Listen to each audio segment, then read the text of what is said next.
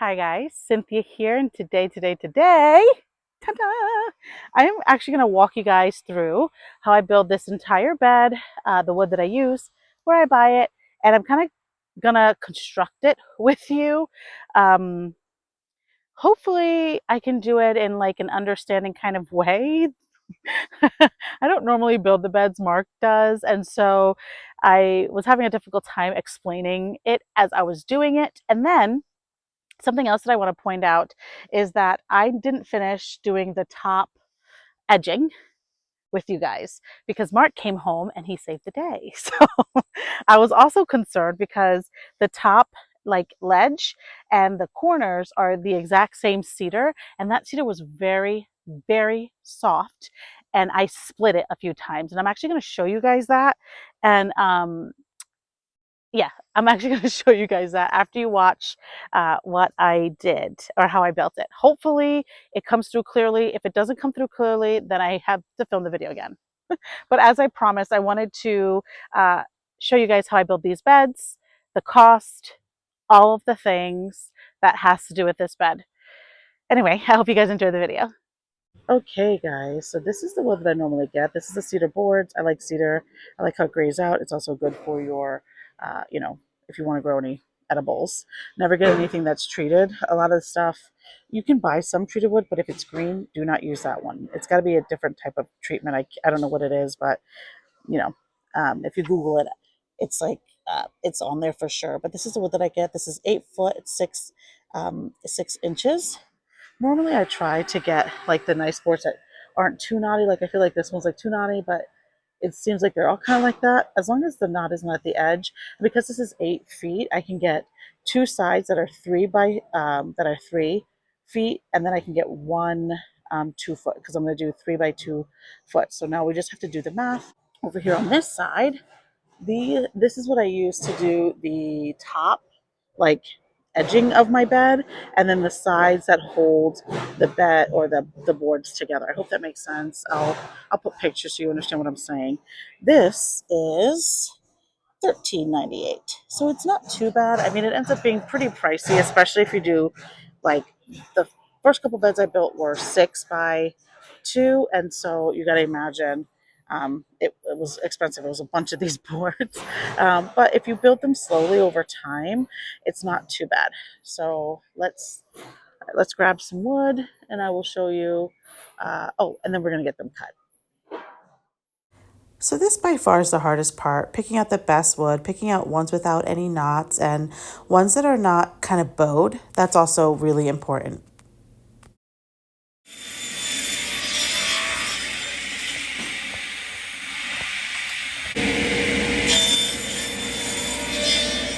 Okay, guys, so we're back home, and I kind of want to talk about the cost of the materials. When you break it down in the store, you're like, oh, 1990 something for one plank, not a problem. The other plank is, that she uses to make her sides is, $14, not a problem. But I bought material for one bed, and I need to obviously get more, but I'm gonna have Mark take me because he has a pickup, and I just have a small car. So um, let me show you the receipt. And this is not everything you're gonna need. So after taxes, it came to $116.51. That's crazy, absolutely crazy. Um, and that's not including what you're going to need for uh, other material. For we need a screwdriver, or not a screwdriver, a screw gun, right? And then you're also going to need some exterior wood nails, right? So I have two different sizes here because I just never know what I'm going to need. These are, what size are these? 1 1/4 inch, and they have to be outdoor screws because this is going to be outside. The other one that I have, this is a 1 5/8 inch, and again, exterior screws. Now, you're not looking at more than $8. I'll put everything, linked below of like these screws and stuff like that. But you got to think, we're now in like over 130 for one 3 by 2 cedar garden bed. So that is why you'll see that I'm constantly let me put these down because they're going to keep rattling, that I'm constantly changing my garden, and it takes time. And some people, I have somebody ask me like, what took you so long? Well, what took me so long is the first two beds I built were 6 by 2. 6 by 2, right? So that is, I needed 6 planks total, right? Because yeah, I needed 6 planks, right? So at $19, that's over $100 just for the two sides. Not to mention that I needed to also build the two shorter sides that were 2 feet. Even though each of those planks gave me a 2 foot edge, that's still like over $100 for one bed. One bed. That's a lot. That's a lot, right? Not to mention also on the inside, and you'll see when I build it, we put a plank to kind of line the inside. So in order to keep them from, bulging out, like say this is 3 stacked, I'm doing this on the inside to keep it from bulging. Um, that's a lot of money for cedar. Now you can also, like I said, go the treated route. And the treated route, you have to be careful the type of treatment. If it's green, don't use it unless it's just for flowers. If you're just building a flower garden, use whatever you want. But if you want to grow food in it, you have to make sure that it's food safe. This bed was a lot cheaper. I use cedar boards, like from the for fencing, and that was so much cheaper. The issue I'm having now, though, you can't really see it, or maybe you can. It's starting to bulge at the bottom there, and you can see with the paint that because the cedar fencing is so much thinner than these boards, that it started to kind of bulge out, even though I did put cedar planks on the inside to kind of like keep it together. So you'll see that later in the fall, I will be adjusting this bed to make it a little bit more sound. Now, that's a big investment, guys, right? Not to mention, Mark likes to do pilot holes before he builds these beds. I'm not going to do that. I could risk doing that right now. I can risk splitting the board. It is what it is, right? Like they're going to split naturally. Mark takes really good care of like things that he builds because he builds them, he wants it to look the best. Me, I'm okay with having a split here and there. I'm not gonna worry. What else do you have to consider when you make a bed? You have to get hardware cloth. I have a roll of hardware cloth. Hardware cloth is not cheap. This is a 6 foot hardware cloth. I think it's like 6 by 30, I think. Anyway, that's only going to give me enough hardware cloth to line 2 bottoms of the bed. That is it. And I'm trying to build 4 or 5. That's an immense amount of financial like distress. So you have to save for this stuff, and it's okay if it takes time. Like I said, my first year I built um, 2 2x6s, and then last fall I built 2x4s because I knew I was going to build a greenhouse, and I didn't want it to like get too much like in the back there. And now these are even smaller because of the space of the fencing. So, you just have to take all of that into consideration. Gardening is so much fun, but it is also very costly. And that is why you see that I do things on sale. I do things slowly, never feel rushed. Never feel rushed. And I think that was part of the reason why for so long I did not share my garden journey, because I felt like I wasn't ready to share it because I didn't have everything. Well, you're not gonna. And I still am not gonna. And I decided like I'd rather show people the process, the financial process, how long it actually takes to get something done, than be like, hi, look at my gorgeous garden that it took years to do, but I waited this long to show you. You know what I mean? Like, it's not realistic. This is realistic. It's expensive. Is it worth it? Yes, because you're getting your hands in the dirt. But now think about it. Now I have to fill this with dirt. I have to fill this with dirt. That's another expense. And that's not cheap either. So that's why I always build my beds during this time of year, because I like to get the leaves that fall down. I fill it with that towards the bottom, and it does break down. And you'll see like a lot of my beds that I did that with, they sank. They sank so much, and it's like, ugh, but that's okay because I don't have to fill that with soil until next year. So then all winter I can save and make a plan to buy a pallet of, raised bed mix. So just keep all of that kind of stuff in mind. Never feel like you have to rush to do anything. Um, you can garden in containers, you can garden in barrels. That's part of the reason why I had barrels. I wanted to garden more and couldn't afford this. But I could go to Home Depot and afford when I first started buying them, they were like $40. I think now they're almost like 50. But anyway, you know, I could get a barrel here, a barrel there, and it was an affordable thing to do. And they also look really nice. I really like gardening in barrels. I like gardening in containers. It's easier, you know. So, anywho, all that to say, let's get to building. You guys saw that I had it pre-cut. The only few cuts that I have to do is I have to cut 2 of these boards down to 2 feet, which isn't too bad because I already have my template.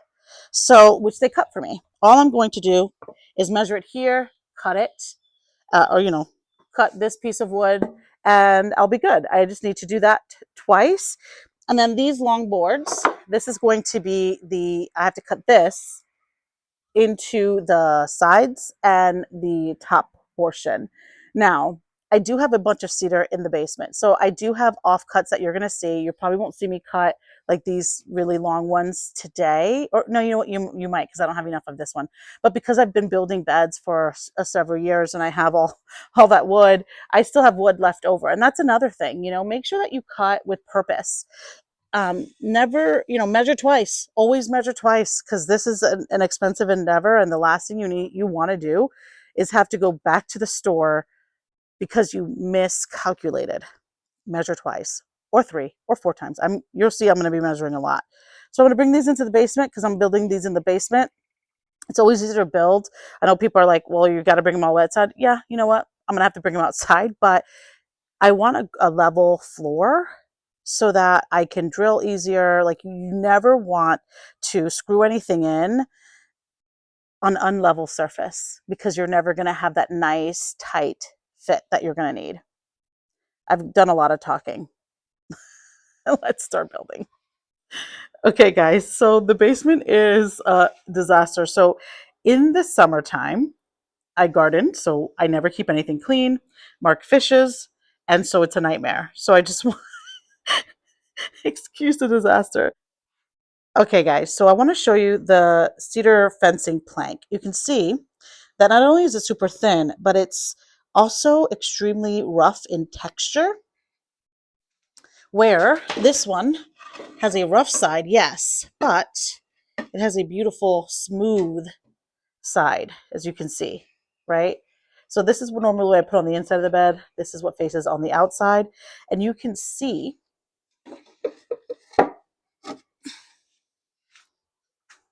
how much thicker this piece of wood is. So this is wood, the planking, and it's also kind of, I don't know, it just isn't fully straight. So this is why my other bed is bowing. But I will say, if you do not make a bed as large, or if you put more like side brackets to support it, you're not going to get the bowing that I'm getting. If you want to get these planks, I believe they're $3, and I think the plank is 6 foot. But remember, it's got like this weird little end here, the little dog ear end. So you have to cut that off when you are building with the cedar wood fencing anyway. So the first thing I have to do is cut one of my 3-foot sections down to 2 feet. I have to do 2 of those. So let's move these 2-foot sections. I'm going to grab a 3-foot section and literally just measure it, just like that. Not even measure, just use it as a template, just like this.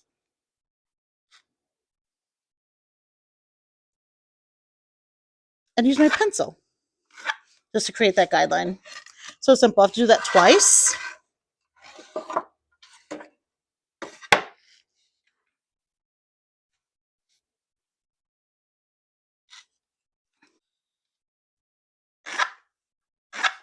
Just like that.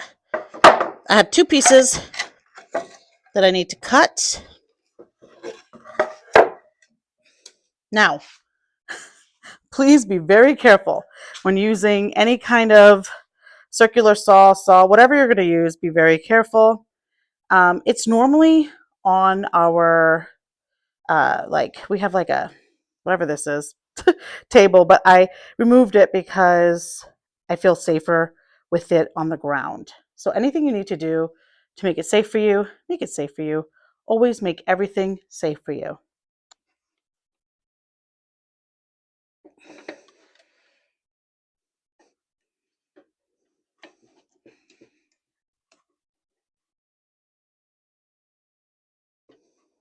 And just so you know, while adjusting this is not plugged in at all. Let me show you.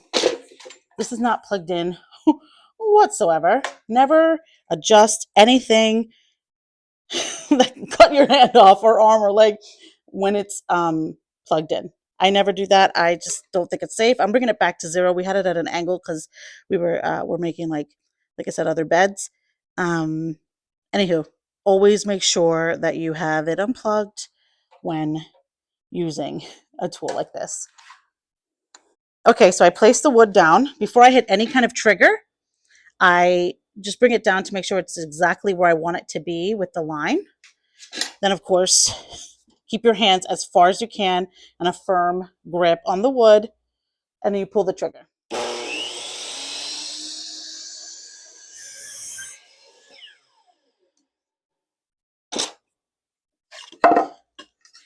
That's it. Now I have another 2-foot section, and we do that again.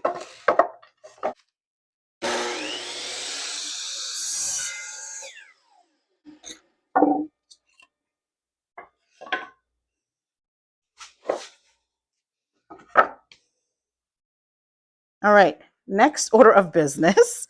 I feel like, I don't know why I'm giving you guys a tutorial. You do not need a tutorial on how to cut wood, I'm sure. Everyone knows, do it safely. If you're concerned about measurements, right? Because you're like, oh my gosh, this wood is expensive. I'm extremely concerned. Just put it on the ground. Make the wood your template. So these are the same exact boards that I purchased from Home Depot. They are just shorter because I had spare. Like I said, I'm going to go ahead and use a spare.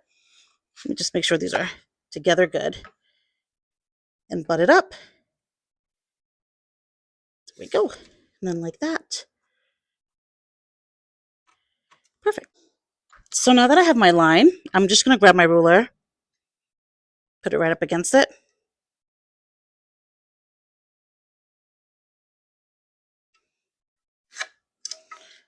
There we go.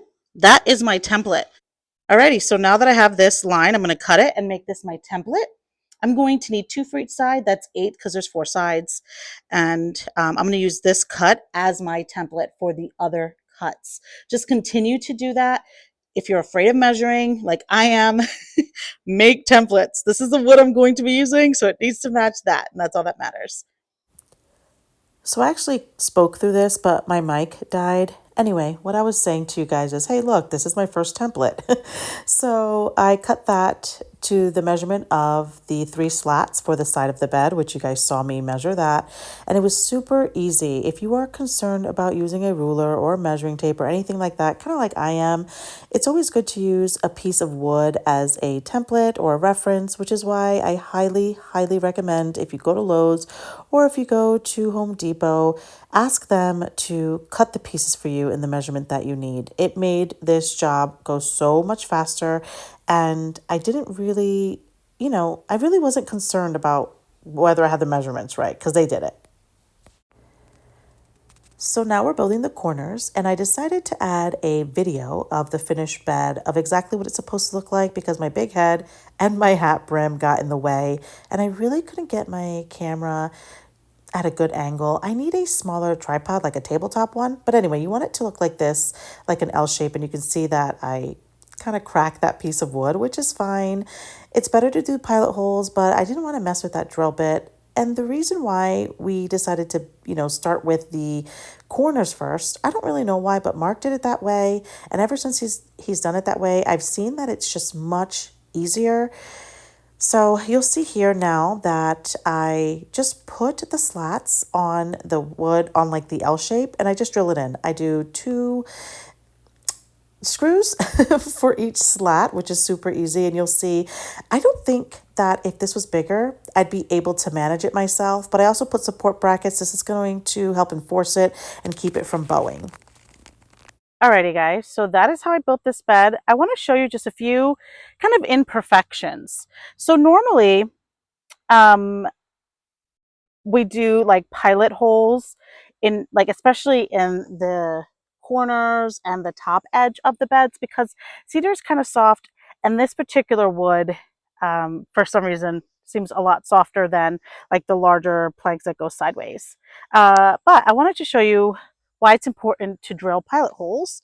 You will see that I have a split and I actually split I think every corner like that. Now it's still sound, you know, it's a wooden bed, it's going to last, it's going to be fine, it's made of cedar, it's going to do great. But it's really important that you drill pilot holes. I had a really hard time putting the drill bit in the drill and I just like gave up and thought, whatever, who cares? Well, when Mark got home, he was like, it's important because, you know, that can compromise the wood and blah, blah, blah, blah, blah. Anyway, long story short, I'm really happy with how it came out. Mark actually finished up this top part for me.